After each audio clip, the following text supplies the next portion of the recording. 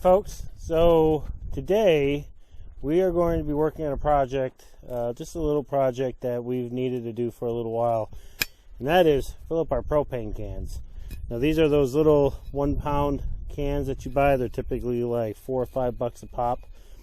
We've got, I don't know, about 15 of them that we've been keeping over the years, and we are going to be refilling these things using a propane tank. Now if you've never done this before, it's very simple. There's a little adapter here that you can buy. I think they're like 10 or 15 bucks anywhere that sells propane, or I know Walmart has them. And then basically you're going to take your empty propane can, and what I like to do when I fill these is I want to inspect the inside here. And what I'm really looking for is rust.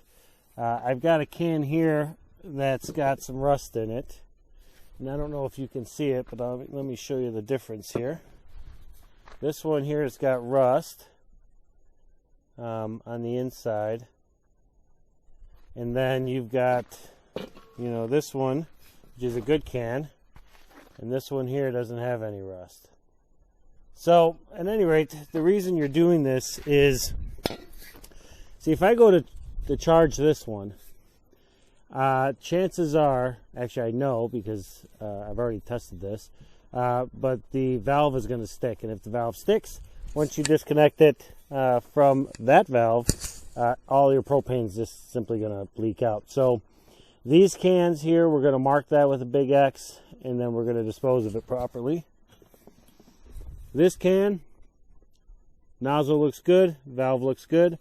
So the first thing we're going to do is we've already attached our filler valve, which basically allows propane from this tank to transfer to these little 1 pound tanks.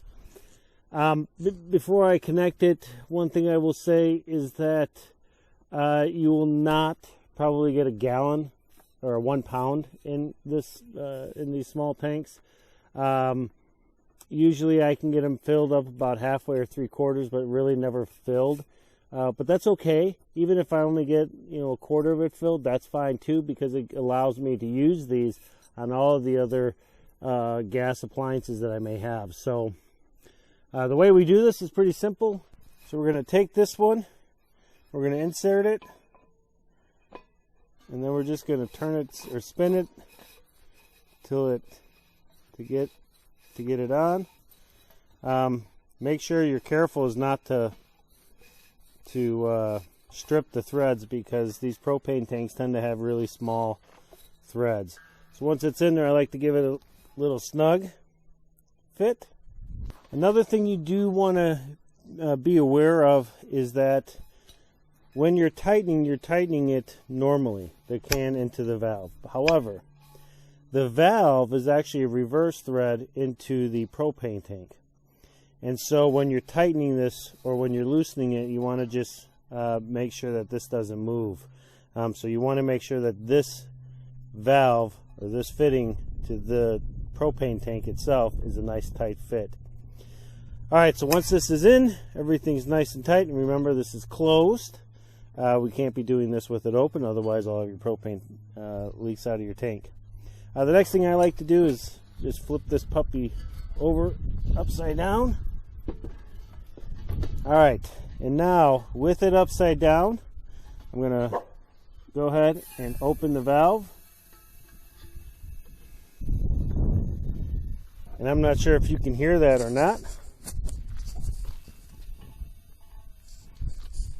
but there is you can hear the gas and the liquid moving from this tank into the small tank. So we're going to sit here and let this sit for about 2.5–3 minutes, and then we'll go from there.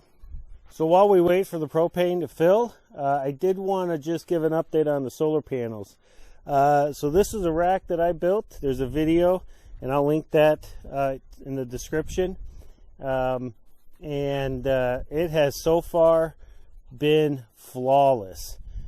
We had 18 mile, 20 mile an hour winds about a week ago. The panels are right now in their winter position, but they were in their fall position, which is just a little bit tilted back. But at any rate, they worked flawlessly. The rack didn't move much at all. We haven't had a lot of winds since I've moved the rack to the winter position. So with it being this vertical, obviously it creates much more of a wind catch on the front and the back. So we are keeping a close eye on it as we get winds. In this position, we've seen about 8-mile-an-hour winds. Today, I think, is about 5 or 6. We haven't had any issues, but once we get above 12, 13, 14 mile per hour winds, that's where we really need to start watching this. And then anything north of that, depending on how this performs, we may end up having to either tilt them back so that it creates a lot less resistance, or put cables in it. I've thought about putting cables into the mounts previously, and I may do that permanently anyways, but with winter right around the corner, we're still trying to get all of our preps done. I just haven't had time to do it. And basically what I would do is just cable tie each of those posts to the ground with long anchors in the ground, and that way it'll help support the entire structure. All right, now let's go take a look at our gas. All right, so it's been about 3 minutes, and what we're going to do now is just tilt this up. We're going to shut the valve off. Make sure that's tight, and then we're going to flip this tank upright. Now, this tank should be filled, at least as much as you can get it filled. We're going to go ahead and take this off. And when I take this off, I do like to hold this valve again. I don't want this valve to come out, and I don't want to have any issues with this valve. So I just kind of hold it there just to help keep it in place. Now when I take that off, you are going to get some... Okay. So this is one of those tanks I was talking about. I don't know if you can hear this in the microphone.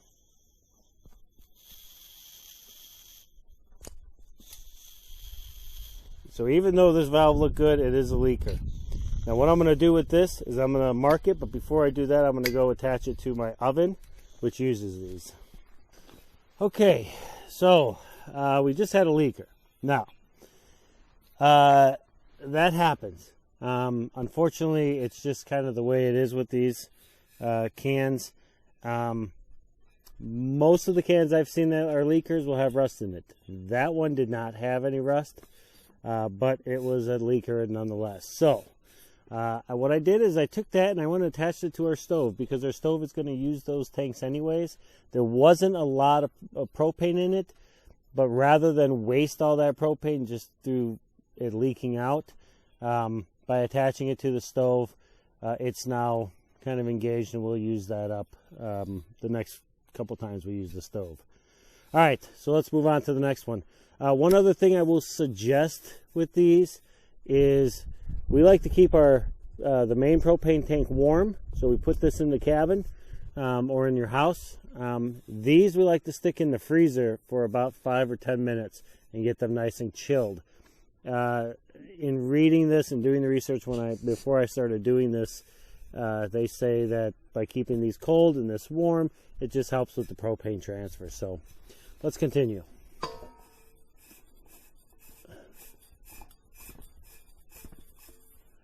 Go ahead and attach that, tighten it up. I'm going to turn this upside down. Keep it tilted. Open the tank. And you can hear what's happening in there. So that is normal. So that'll make noise for a little while. Maybe 30 seconds to a minute, and then it'll kind of go silent. I don't know how long keeping this how long they recommend to keep them. I find that about 3 minutes is a good length of time to get a good fill on those tanks. So okay, so now it's been 3 minutes, so we're going to shut the valve, close the tank, put this upright. We're going to go ahead and unscrew this. That is pretty normal. Now what I like to do is just listen. There's nothing coming out. I'd say this one is actually about 3/4, maybe even more full. So this was a good fill. If you have the caps, save them. Again, these threads on here are really tiny and really tight and prone to damage. So to help prevent that and protect them, just throw your caps back on. Now, what I thought was interesting is that many times these things here are going to be nice. It may have some rust in it and whatnot. But every so often, you're going to find one like this. That one looks like a spider may have gotten in there and made a little nest of some sort. So what I'm going to try and do here is I've got a little nail. I'm going to try to very carefully pull that out without damaging the valve. Looks like they made it pretty deep in there. Now this tank does still have some propane in it, so we're going to try to go ahead and use this. We'll see what happens. Next tank. Looks good.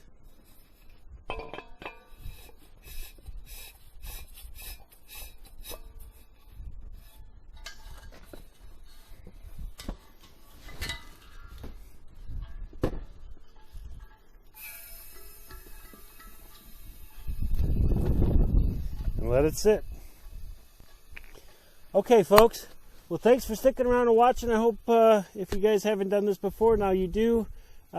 We do this quite a bit to fill these tanks up a couple times a year maybe, and it works. It's effective, and it saves on the having to buy a tank for $4 or $5. So I hope you enjoyed the video. If you haven't subscribed yet, please do so. My wife Jennifer and I, we retired in June of 2021. We've been here in Maine, homesteading, starting it from scratch, and we're happy to have you guys here following along on our journey.